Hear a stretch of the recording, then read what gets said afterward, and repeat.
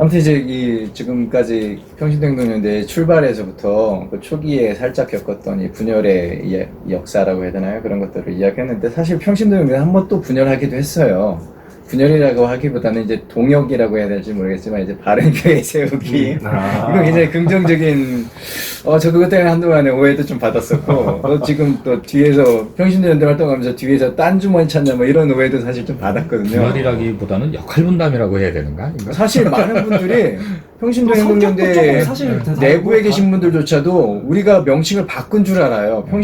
정확한 명칭은 우리가 교회개혁 평신도 행동연대잖아요. 근데 제가 피켓에 어느 순간부터 피켓을 만들 때 바른교회 세우기 짝대기 하나 긁고 평신도 행동연대라고 이야기를 했는데 그래서 사람들이 명칭을 바른교회 세우기 평신도 행동연대인가 보다 바뀌었나 보다라고 생각하시는 분들이 많이 계신데 사실은 바른교회 세우기 행동연대도 행동연대고 평신도 행동연대도 행동연대 그래서 저는 그 사이에 짝대기 하나를 넣고서 구별하려고 했는데 어쨌든 저는 양쪽에 다 몸담고서 활동을 하니까 근데 사람들이 그 명칭이 바뀌었다라고 오해하시는 분들도 간혹 있더라고요. 근데 아닙니다. 이게 별개의 단체입니다. 사역의 성격이 조금 다를 뿐인데. 그건 제가 조금 말씀을 드려야 될 것 같은데, 이제 저희 평신도 행동연대는 어쨌든 한 달에 한 번 정도 정기적인 집회를 갖고 각자의 일들을 맡아서 맡은 일들을 하다가 이제 이슈가 있는 교회, 그쵸. 아니면 이렇게 그래서 자발적으로 그 다음에 각자의 어떤 생업이나 일들을 가지고 있다가 이렇게 하는 거고. 이 앞에 계신 정 집사님 같은 경우에 이제 앞에 좀 많이 나서다 보니까 이게 전국 각지에서 진짜 이 힘들고 어렵고 뭐 이런 아픔과 어려움이 있다라고 이제 온갖 전화가 다 오는 거예요. 그러겠죠. 네. 그치. 이게 무슨 제보가 들어오는 것도 아니고 뭐 제보라는 근데 그런 것들을 어떻게 할 수가 없잖아요. 할 수가 없고 그 다음에 평신도행동연대 자체가 수도권에 좀 집중이 돼 있고 또 아까 말씀드린 어떤 그런 식의 저희 활동을 하다 보니까 그런 것들을 듣고 같이 뭐 공감하거나 아파해 줄 수는 있어도 뭔가 하나도 할 수 있는 게 없으니까 그러다 보니까 이제 이 정 집사님이 그 안타까운 마음을 어떻게 할 수 없어서 이제 뭐 지방으로도 다니고 가서 만나서 그분들 상담도 하고 상담이라고 그러면 좀 그렇지만 얘기 들어보고 상황 파악도 하고 뭔가 또 할 수 있는 일이 없을까 이렇게 하다 보니까 어떤 그런 활동을 좀 중점적으로 하는 뭐가 있어야 되겠다라고 해서 이제 바른교회 세우기 이렇게 저기가 된 거죠. 그래서 올 1월 달인가 2월이었나 출범식도 좀 했고 뭐 저기 하는데 그래서 좀 어떻게 보면 조금 더 넓히고 적극적으로 이렇게 하는 뭐 그렇게 성격을 지어야 되잖아요. 그렇게 나눠졌죠.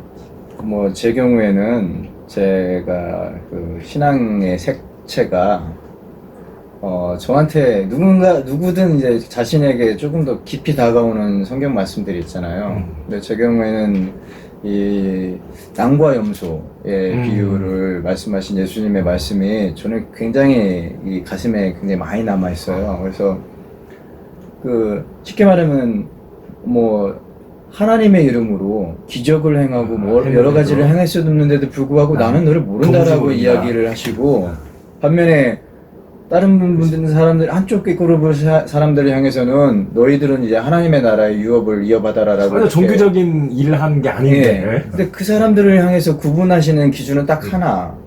그게 뭐냐면 누군가가 지극히 작은 자 한 사람을 향해서 한 것에 대해서 그게 내게 한 것이다라는 이런 것을 그런 게 이제 저한테는 너무 그게 나름대로 깊이 남아 있어가지고 어떤 사람이 저한테 예를 들어서 맨날 출근할 때 지나다니는 길이었는데 맨날 보던 사람인데 어느 날 갑자기 제 눈에 갑자기 들어오는 사람이 있어요. 노숙자들, 길거리 거린들 이런 사람들이 그런 사람들이 굉장히 계속 눈에 밟히거든요.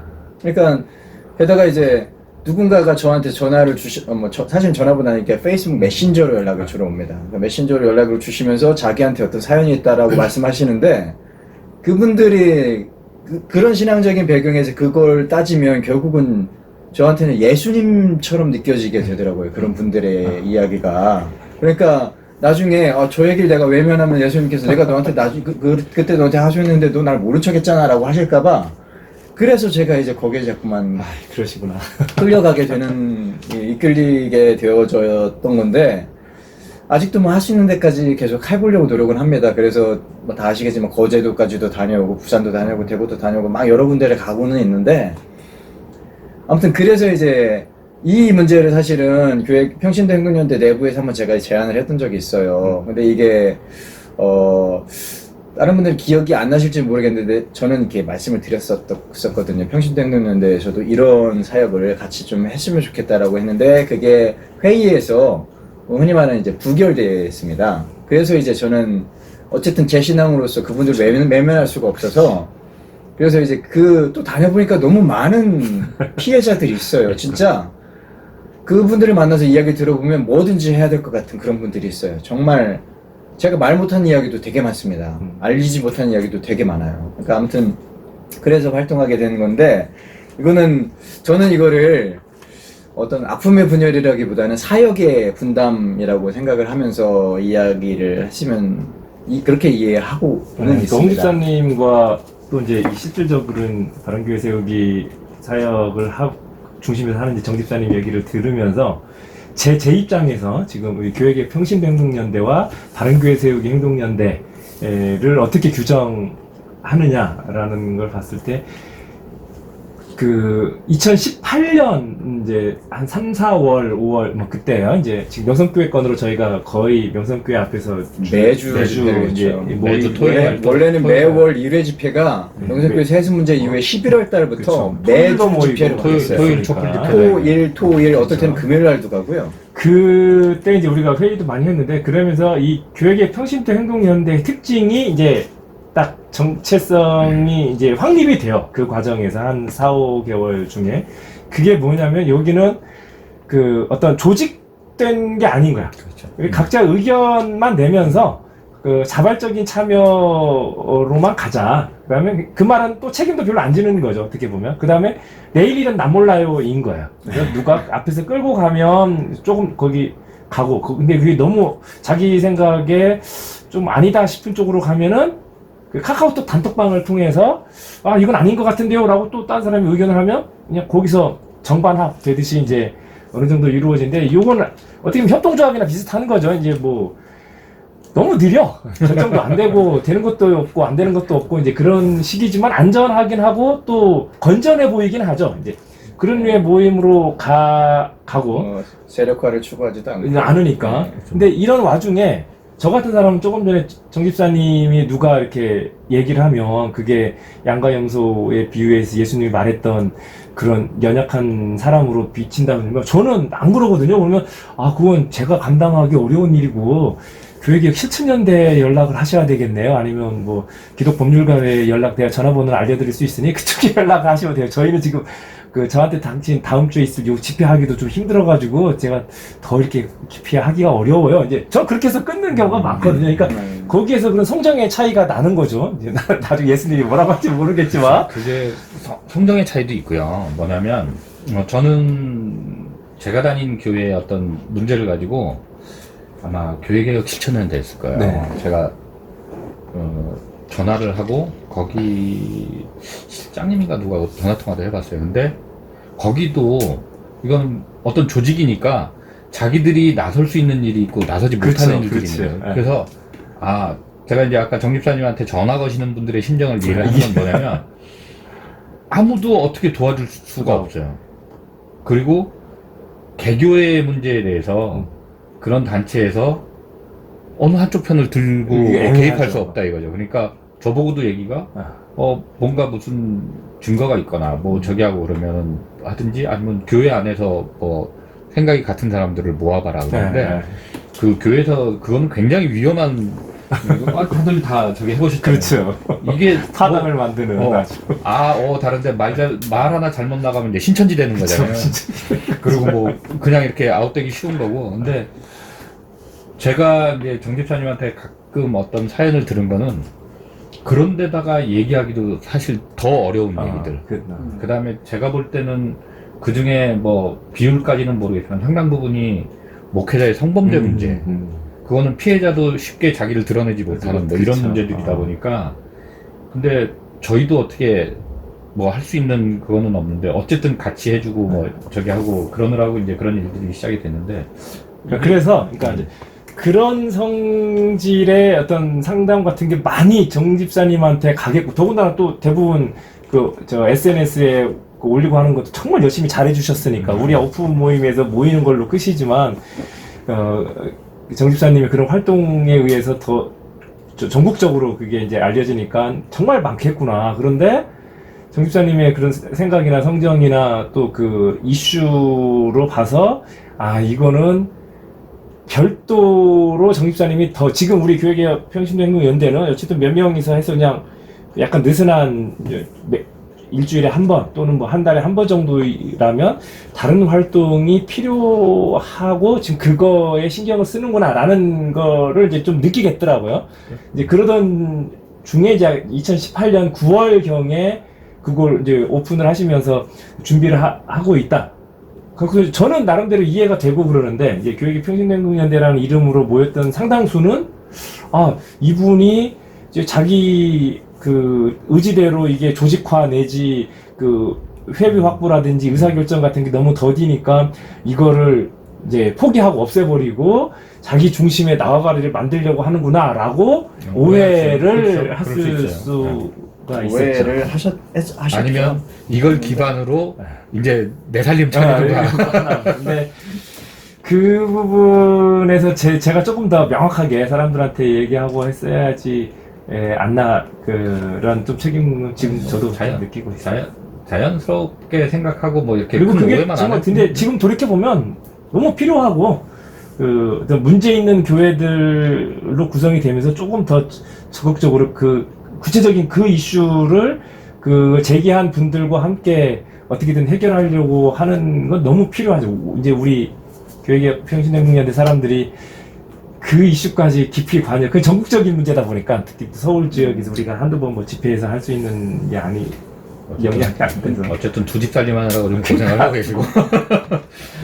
근데 아무튼 저는 그분들이 저한테 사연을 주시고 오신 분들은 이미 대부분 다 그 관련된 단체를 이미 연락을 하셨다가 거기에 실망하거나 그러셨겠지. 좀 이렇게 수용이 되지 않아서 저한테까지 연락을 오셨는데, 특히나 조금 이따가 이야기하게 되겠지만 우리 인천에서 그루밍 성범죄로 유명했었던 인천 세수마교회 김다정 목사의 사건들이 있었잖아요. 그렇죠. 그 관련된 영상들이 공개된 시점부터는, 그 전에는 이제 교회 비리 문제 이런 것들에 대해서 많이 연락들을 받았는데, 그 시점 인천 세수마교회의 그 영상이 공개되는 그 시점 이후부터는 교회로부터 성범죄의 피해를 당하신 분들의 하소연이 굉장히 많았어요. 그리고 제가 아직도 그런 것들에 대해서 이야기를 꺼내지 못한 사연들이 굉장히 많아요. 근데 그 사연들 하나하나가 정말로 어떻게 이럴 수가 있지라는 그런 것들이 정말 많았거든요. 근데 그런 사람들의 눈물을 흘리는 그 하소연을 보고서는 아무것도 못하고서 돌아서 나온다는 게 정말, 아마 집사님도 아무 생각이 없다고 하시는데 그 상황이 그분들을 만나면 생각이 그치. 바뀌실 거예요.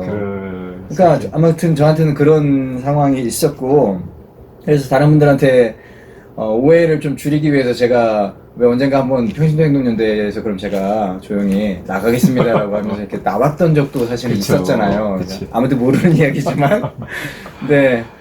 아무튼 그런 그 분열의 역사, 뭐 그런 좀 오해의 역사도 얘기가 이제 많이 도는 것 같은데, 네. 이제 좀 집중해서 평신도행동연대 쪽으로 시작은 했으니까 이제 그 다음 활동들에 대해서. 우리가 이제 그 다음 평신도행동연대 활동이 계속 체계적으로 이루어지고 어떤 의미에서 가속화되어지게 됐던 사건들은 사실은 명성교회였었습니다. 제가 생각하기에는 그랬거든요. 원래는 우리가 매월 1회 집회를 정하고서 시작했었는데, 명성교회 세습 사태가 발생하고 나서부터는, 특히 명성교회가 이치임식을 했었던 10월 이후부터는 매주 집회로 바뀌었었잖아요. 그것도 매주 1회가 아니라 3회까지 모인 적이 있어요. 금요일, 토요일, 주일까지 해서 금토일을 한 적도 있고, 뭐 주로 그래도 토요일, 일요일 계속해서 반복해서 2017년 11월, 12월, 1월, 2월 그 네, 4개월 동안은 정말 그거를 4월까지 했었어요. 4월까지. 네, 그러니까 그 반년 동안에 그거를 매주 했다는 게, 저는 지금 생각해봐도 이 양반, 게다가 그때 그 추위가 얼마나 혹한이었는지, 겨울에 많이 추웠어요. 얼마나 추웠는지 그걸 다 겪어내면서 하셨던 이 평신도행동연대 이 회원, 이 동역자들을 생각하면 제가 생각하기에 이분들 정상이 아니에요. 제가 생각하기엔 이분들 다 정상이 아니에요, 진짜. 저는 그 정도로 열심히 참석은 못했고. 근데 글쎄 명성교회가 기여한 바가 좀 크죠. 저는 그 어떤 문제의식 아니면 뭐 이렇게 생각을 조금 바꾸고 나서부터는 아 교회에 온갖 희한한 일들을 많이 하는구나. 네. 근데 그런 거를 이상하게 안 보는구나 그 사람들은. 전 그 담임 목사 위임식이라고 그러나 그걸 주일날 저녁에 하는데 처음 봤어요. 그렇게 큰 교회가 그러니까. 얼마나 떳떳하지 못하면 밤에 자기 교인들만 모아가지고 떳떳하지 못했죠. 그 이취임식하는 그 주일 낮에 새벽 예배에서 김하나 목사가 새노래 명성교회에서 사임을 이야기하고 오후 그러니까. 밤에 와가지고 주일 그런 예배 거잖아요. 새노래 명성교회 예배 보고 네. 그날 저녁에 그러니까 그런 거지. 근데 우리가 다 알지만 새노래 명성교회 그 교회인들조차도 아니다 우리 목사님 그치, 여기 있을 안 간다. 거다 안 그치. 간다라고 계속 이야기했었어요. 네. 그 주일 새벽에 미안하다 하고 그냥 가버린 이 그러니까 이제 뭐 얘기가 조금 틀리지만 명성교회 얘기니까 그 재판 판결이 있기 전에 그 재판 국원들이 있는 장로님이나 목사님이 계신 그 교회들에 가서 시위들을 많이 하셨잖아요. 네. 근데 그 교회 교인들은 정작 모른다는 거죠. 뭐냐면 우리 목사님이 재판 국원이야? 아, 그렇죠. 우리 장로님이? 그 다음에 찬성인지 반대인지도 모르고. 네. 근데 그 사실을 알고 이 사람 찬성하는 쪽이야? 그럼 그러면 안 되는데 뭐 이렇게 하다 보니까 그런 영향도 많이 왔을 텐데 그런 것 같아. 교인들한테 안 알려주는 거야. 네. 그리고 그게 제일 싫은 그러니까 분들한테는. 제가 다니는 교회도 재직회를 수요일날 오전에 한 적이 있어요. 점심 기가 때. 막혀요 네. 진짜로. 그걸 왜? 아니 직장 다니는 사람들은 어떻게 알아? 어떻게 근데 참여하라고. 모르고 있다가 던지고 가든지 교인들이 모르는 게 제일 편한 거야. 네. 명성교회도 아마 그랬고 새노래 명성교회를 떠나올 때도 모르고 있다. 나 가면 그냥 뭐 어떻게 뭐 나쁜 얘기를 하면 뒤통수 치고 간 건데 그냥 당한 사람은 당한 사람대로 있는 거 나는 내 살 길 찾아가는 거고. 근데 이런 사실 게 너무 무책임하고 네. 근데 죄송합니다.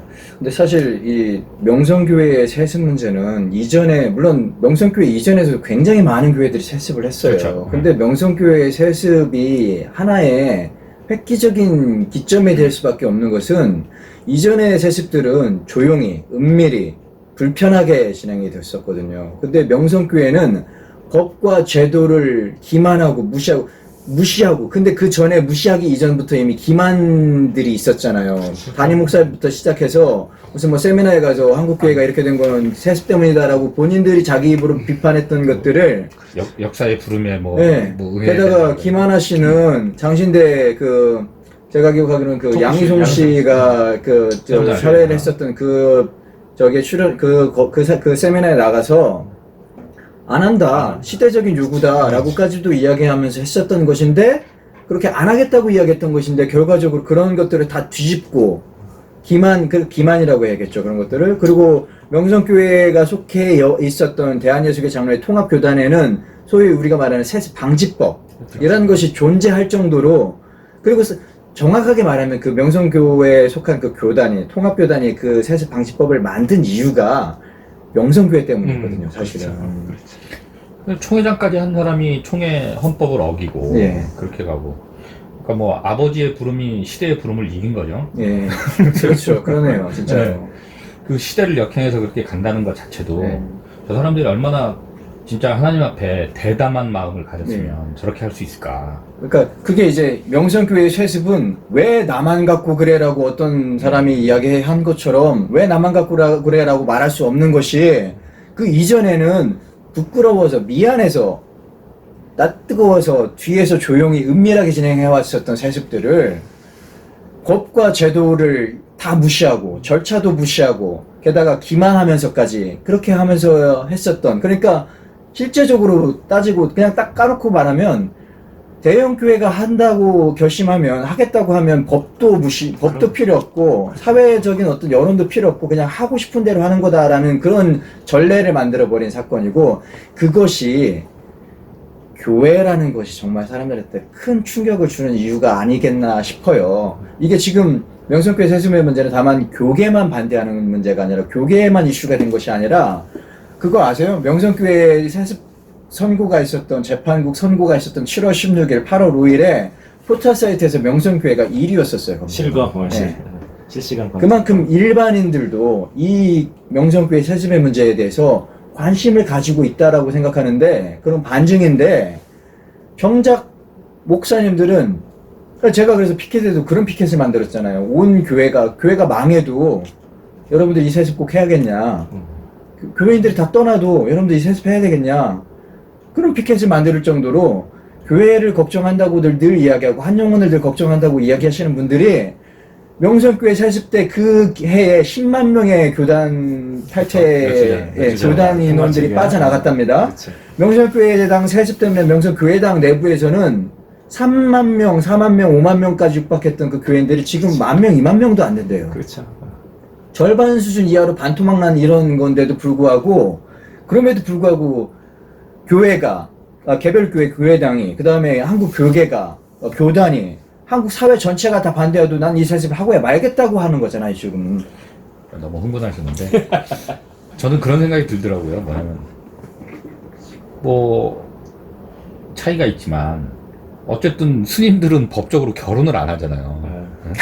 속죄를 떠나서 그러니까 물려줄 자식이 없어서 물론 거기도 주지 자리 놓고 온갖 뭐 저기 하지만 최소한 그렇게 물려주진 않는 것 같은데 근데 이 교회의 목사라는 분들은 다 가정을 꾸리고 저기 하니까 근데 뭐 제가 교회사적인 뭐 이런 거는 잘 모르지만 카톨릭 신부들이 지금 다 독신이지만 예전에는 결혼을 다 했고 자식도 있고 그 자식들한테 그 교회의 재산을 물려주기 시작하면서부터 문제가 생겨서 그렇죠.